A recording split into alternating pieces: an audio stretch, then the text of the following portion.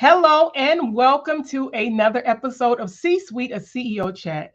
And yes, I am Shawanna Kennedy, your host, and I'm excited because in the C-Suite, we have the opportunity to talk to CEOs from all over the globe about the good, the bad, and the sometimes ugly of what it really means to be a CEO.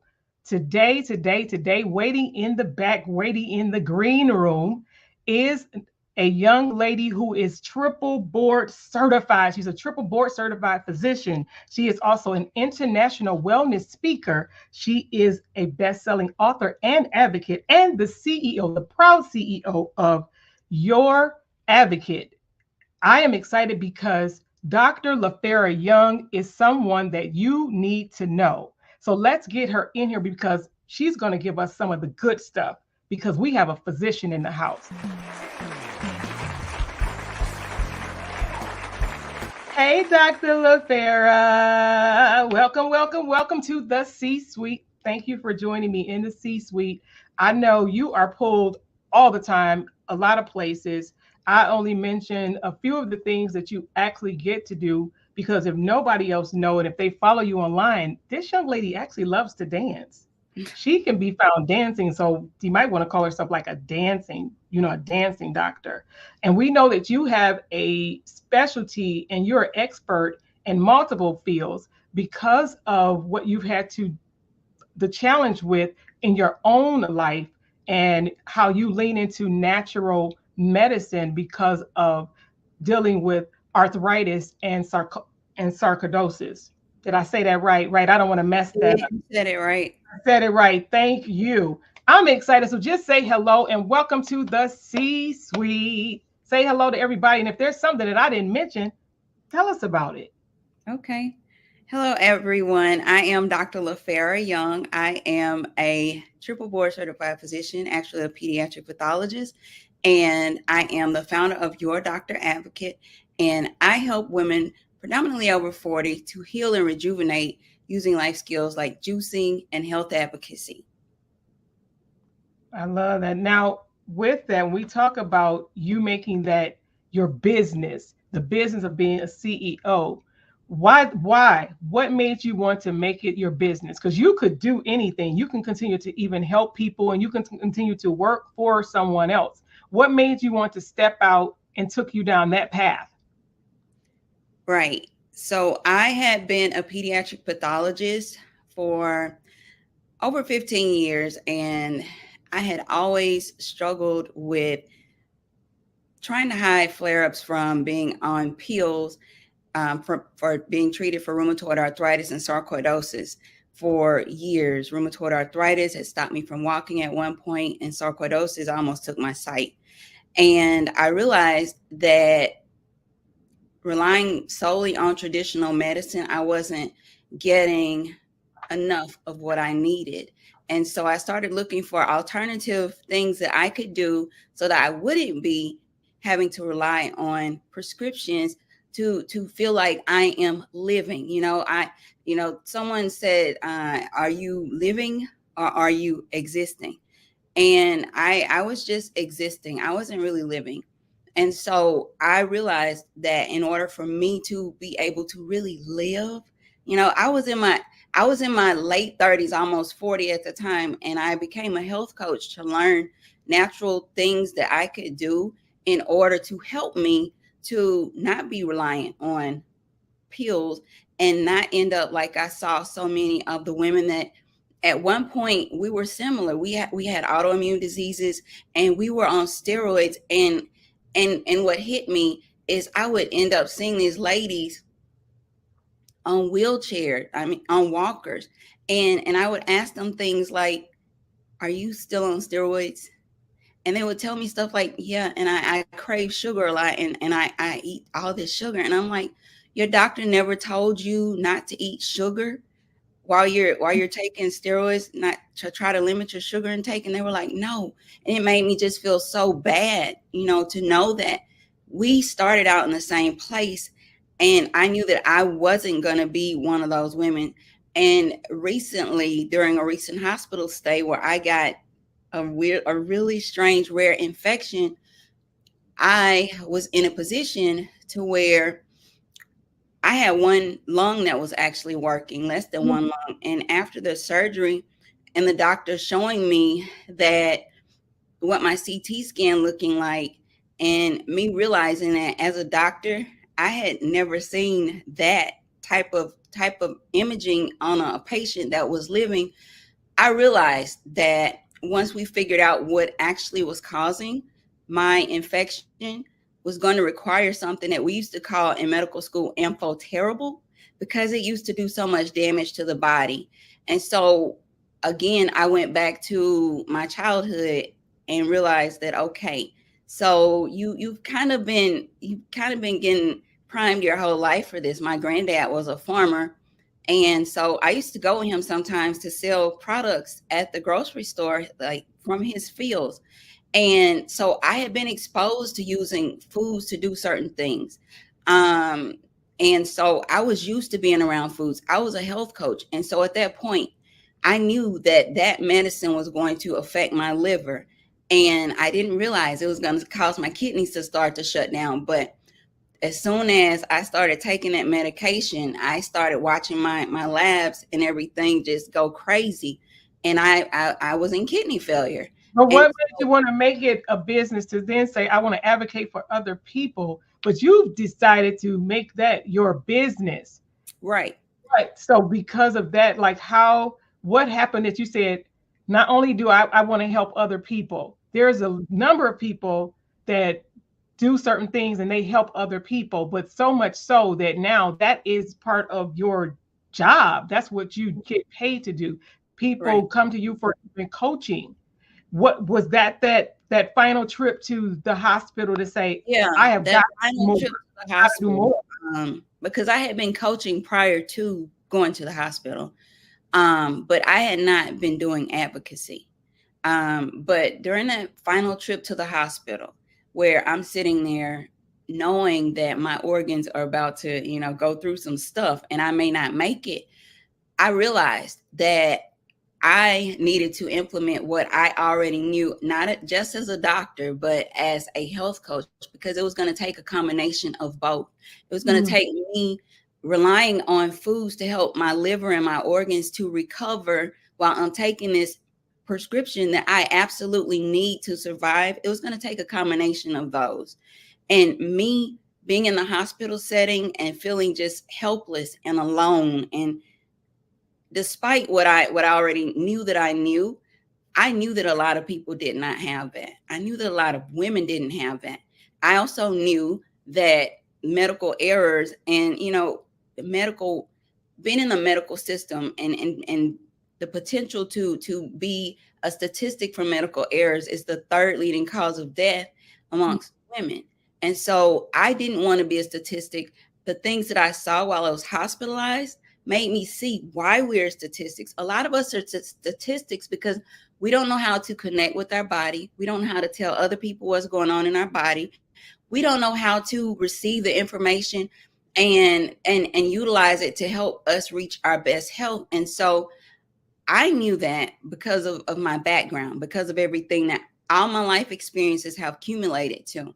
And I wanted to be able to help other women to do so. And I found myself, even while I was struggling to breathe, being hooked up to an oxygen tank on the wall in the hospital. That's the only way I was able to breathe. I was still meeting with nurse administrators and HR because of the treatment that I was receiving. My mom's also a nurse. She's a master's level nurse. So whenever I would be struggling with things and I couldn't quite figure out like how to get past certain things, I was able to draw from her knowledge and her experience. And that was why I was able to get out of the hospital with the diagnosis that more than 90% of people who get it, if untreated, don't survive. That's why I was able to get out in 21 days. And I would not have been able to do that had I not been able to advocate for myself, had I Right. not Right. known that, like, you need this medicine. You absolutely need it, and you know what it's going to do to you. You can't think about that.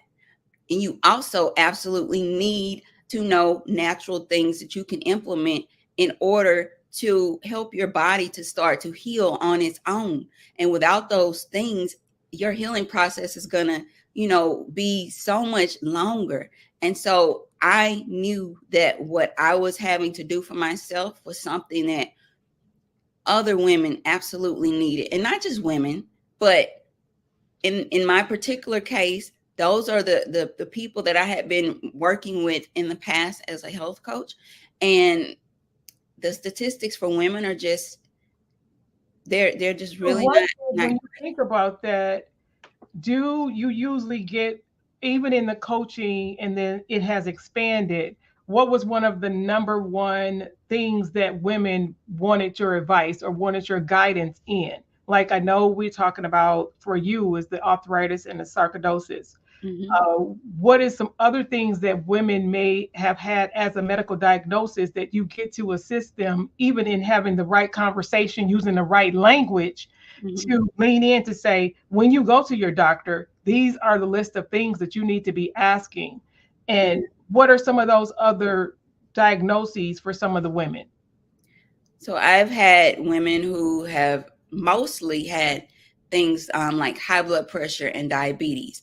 And for me, one of the primary things that I like to start with anything is your mindset. You have to know why you want to change, because if you are not willing to stay focused on that one thing or those things that are bringing you to me to even ask me to help you, then you're probably not going to make, because what I do is not give you, say, Ozempic and say, take this and you can kind of go and cheat and do it. What I'm offering you is a lifestyle change. I'm offering you the ability to change the trajectory of your entire family's health Mhm. so that you can stick to them, because they're not always going to be pleasant. Because when I got started with this whole health journey because I had fungal overgrowth. I had a candida infection that had basically just made my whole body just do crazy stuff, and I Mhm. didn't know what it was. And I ended up having to do a candida detox. And so it was miserable. I couldn't eat Now, wait, bread. you said this detox is called what? It was a candida detox. A Canada detox. Yeah. hmm it was What is and so Canada basically it detox? was a whole diet change. It was me decreasing stress, but mostly it was the diet change. And that diet change was drastic. It was drastic. I couldn't eat bread, I couldn't eat cheese, I couldn't eat um anything that had gluten in it. I couldn't eat sugar. I had to be very, very strict on sugar. So I was basically keto. I just had to stick to it. Now, how do you help others because of that? And I know, even, when I think about me, and me even being, a CEO, and dealing with, when we think about, we know that our health is our wealth, right? And we know that it doesn't matter what you do, what walk of life, your mindset is everything. To change Mhm. your mind is to change your world. Right. Once you change your mind, you can change your world. But what was the challenge? Or sometimes even now, you could have a person that knows some of the illnesses or diagnoses of what you just said. You said the diabetes and the arthritis, Mhm. things about the mindset. But what are some other challenges with the people to say, no, I'm ready? Dr. LaFarra, I Mhm. am ready. What Mhm. are some of those other challenges, and how do you help them with those challenges to then move beyond that, right? Because I know some Right. things it is generational and beyond that, and it's a, you do better today than you did yesterday. What are some of the Mhm. challenges that you still run into even after you really believe, like, they really want it, but what's those challenges? Right. So one of the biggest challenges that I see is your environment. So if you want something to change, you not only have to change what you're doing, you have to change the influences around you. And so if you know that you need to make changes in, say, your diet, but you're going to the grocery store and you're still not making any changes, like you're still buying the same stuff for your family that you know is a temptation for you, ultimately you're probably going to give in to that, especially during those weak moments. So you're setting yourself up to fail if you're not taking yourself and surrounding yourself by things that encourage you to continue along with those changes that you've told yourself that you need to make. Another thing is getting people on board around you. A lot of people, have challenges with getting their family members to support them. And it's really important that they know why you need to do this. It's not so much of a want. You need to realize that this lifestyle change that you're making is something that you need to do. And so the women that I work with predominantly aren't those who want a quick fix, because quick fixes don't last. Even the women who go to a gym to lose weight and they need to get in a certain size dress, if they're not doing it because, say, they have some more serious event attached to it, this lifestyle change is not, it's not for those that are just looking for something quick. It's for those who really want to see long-term results. And so long-term results are going to keep you off of the pills. They're going to keep you from, even though you can have something in moderation, they're going to keep you from binging and ruining your gut again and making you have to start all over, because now you're suffering from the pain and from maybe the mental fog and from the belly fat that they had, that they wanted to get rid of, that they knew that was going to increase their risk of say heart disease, because they have a family history of heart disease. Most of the people in their family don't reach a certain age because they have heart disease, and they have these kids that they want to be around for. Your why has to be bigger than your environment. You have to have steps to do it. You have to know that, I'm going to help you be accountable in doing that. You're going to be able to ask me questions while you're doing that, and get feedback. And in cases where I have like groups of women, you all can get each other to be support systems. Yeah. While you're going through this, because lifestyle changes like this are not easy. And you said that you were going to do, because you're just stressed. That cortisol is elevated, your hormones are out of whack, but it's all a cycle, and you have to realize. And I love that too, because one of the things that you were just saying, when you're a woman of a certain age, there are other things that go into that. And with this being, and I love that you are a coach. And of course, the coaching has led you into this advocacy. So when they do go to the doctor, we're better equipped. We're better equipped to know when we're hearing something that does not make sense. We know how to then question it. I'm loving the conversation. So if you're just tuning in, I'm again sitting here with Dr. LaFarra Young, and we're having this conversation because she is a patient advocate. That's what she gets to do. That's what she chooses to do. She is a triple board certified physician. So I'm excited, and we'll be right back with more of Dr. LaFarra Young. This episode is brought to you by Kennedy Media, your ultimate partner in content creation, video recording, and digital marketing. Be seen, be heard, and increase visibility in your business. Contact us today at KennedyMediaLLC.com, KennedyMediaLLC.com, and unlock your brand's full potential.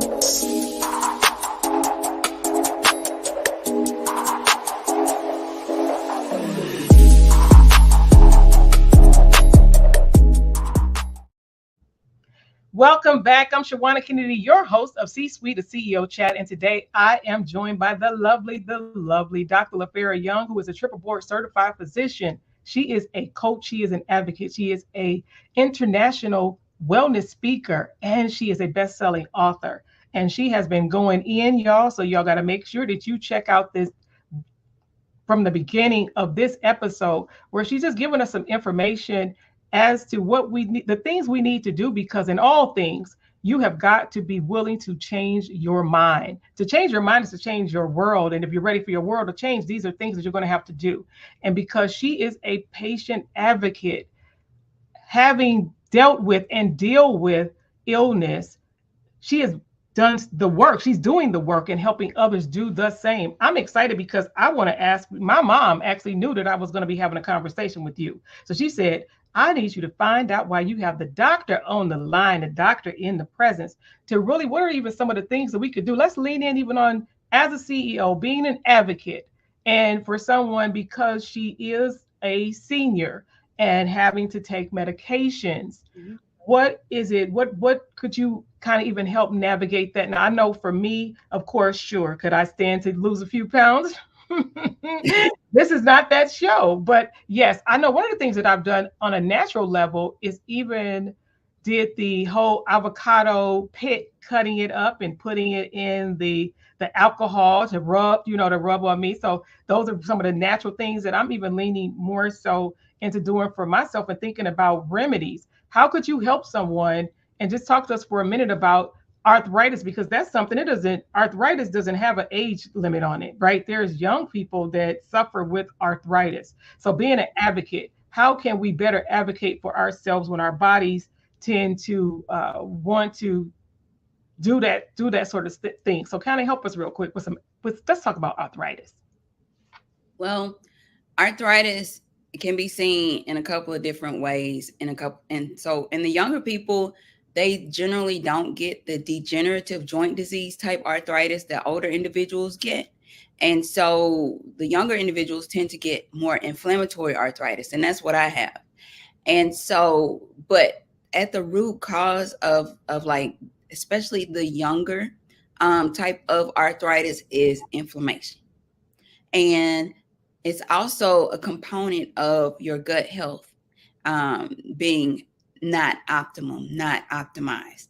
Okay. So decrease your inflammation for the inflammatory arthritis or the rheumatoid arthritis and other types of arthritis that are associated with inflammation. The degenerative joint diseases, they do have some inflammation associated with them, but what happens with them is the cartilage in your joints starts to erode with age. So there are certain medications that can help slow the degree of cartilage degeneration, and some of them are even possibly able to increase the amount of cartilage that you are retaining in between those joints to decrease the bone to bone contact, because that's really what causes pain, is when you start to get more of the bone to bone contact. And so they do have medications like chondroitin sulfate and stuff like that to help with the older type of arthritis, and give some people relief from those things. I know some people do take pain medication, and you kind of need to be careful with which type of pain medication you're taking, particularly like if you're taking NSAIDs, non-steroidals, like aspirin or ibuprofen. You need to be careful in the way that and the amounts that you take, because those can irritate your stomach lining, your esophageal lining, and lead to other problems. And so now you're getting into the point to where do you want a pill or prescription that can cause another problem? And so in those cases, they do make certain God made certain natural substances like capsaicin that you can get like in certain peppers that help with pain relief. So if you want to do something natural, there are natural things that you could do to even help with the arthritis that's seen in older individuals. You could also be, doing some type of topical rubbing on top of the joint to help ease pain relief. If you don't want to do something we call systemic, which means that you're taking a pill that basically, goes and distributes itself into your whole body and could lead to issues, like I mentioned, as far as like issues with the gastrointestinal tract. And so if you want to avoid that, then more natural alternatives are the way to go. Now, as far as like an older individual taking medicines for different things, and like what a patient advocate could do, it's something similar to what a pharmacist would do. And that's like a lot of older people, especially if you have like more than one doctor, they're prescribed different things, and some of those things don't play well together, and they could end up causing problems that otherwise you wouldn't have if you were not taking those different medications at the same time. And so a patient advocate could help you to go through your medications and say, okay, these two don't play well together. So there is something else that you could be taking besides, this medication for this condition that won't interact with the medicine you're taking. Or perhaps you have two medications that are doing very similar things and you can cut one out. So Is now that part of what you do with your clients? Is that part of the coaching that you do where they could give you the whole list of these are the things that I'm doing and I need you to help me have this conversation, where they do give you the list of the medications that they may be taking? Yes. So if I'm advocating for somebody, I absolutely need to know what medications they're on. Yeah. Because when they go to the doctor, they need to ask about that medication. They need to tell the doctor, because sometimes you get certain side effects of medication. You may not even know it's a side effect. If you don't know the side effects of the medication, what they are, you can't tell the doctor, I'm having this issue. Could it be because of this medication? Do we need to try something else? Because I've had to, even in myself, I've had to say, okay, I know that this medicine causes this side effect. I was on one particular prescription that I know of, and I knew that it caused color blindness, or it could. I'm a pathologist. I look in the microscope to diagnose disease by looking at cells. I don't need color blindness because that's going to inhibit me doing my job. And I also knew that Plaquenil, I didn't really feel the benefits one way or the other when I was taking it. So I had a discussion with my doctor. I wasn't taking it, and the choice was to give me something else, to help me. And this was over 15 years ago, when I was first when I was at the initial parts of the intersection of these two autoimmune diseases. And so I ended up not being on that medication.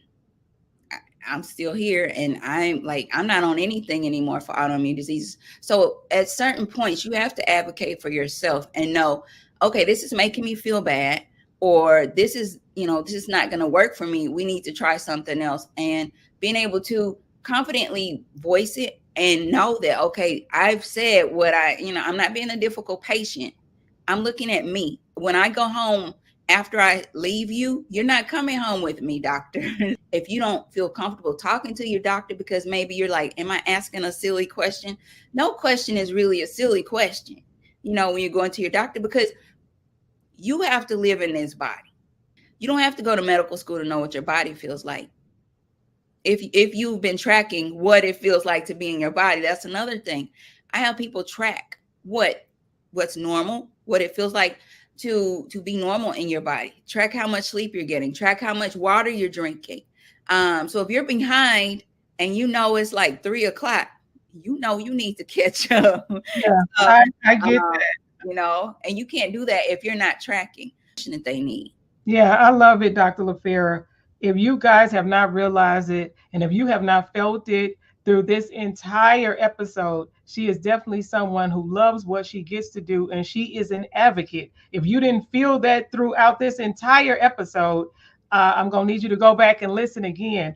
Dr. LaFarra, I really appreciate this conversation and you really leaning in, because you know what you're talking about. And I like that, and so much so that you do and have made that your business to help others and to advocate for them. So I appreciate you for being a guest on and stopping by for C-Suite to CEO Chat. What's next for you as it relates to you and your business, the business of Dr. LaFarra Young?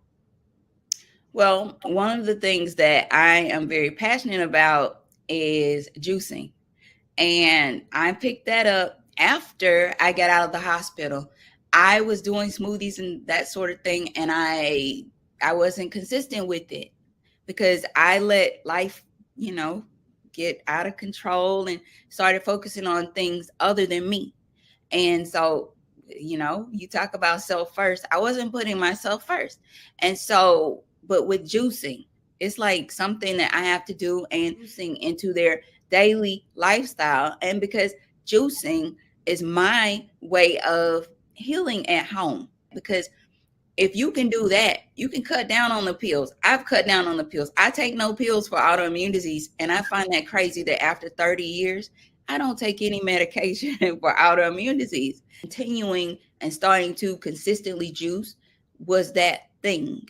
In addition to all the other holistic things that I had been doing that I needed to bring back, like journaling, keeping track of how much water I drink. So like I also, make like I made people like, okay, so like this keeps me accountable. I have tools that keep me accountable. It takes everything, a little bit of everything. It's not one and that's it, one thing and that's it. It's a combination of everything. And Yeah. so my job and my company teaches women how to prioritize themselves, so that they can experience, a more youthful You and already know we're going vibrant to life. have Dr. LaFarra back in the C-suite because she is a wealth of knowledge, giving robust information and the things that we need to know to help keep ourselves together as CEOs. Dr. LaFarra, don't you go anywhere. Let me get them out of here. Thank you so much for joining me for another episode of C-suite, a CEO chat.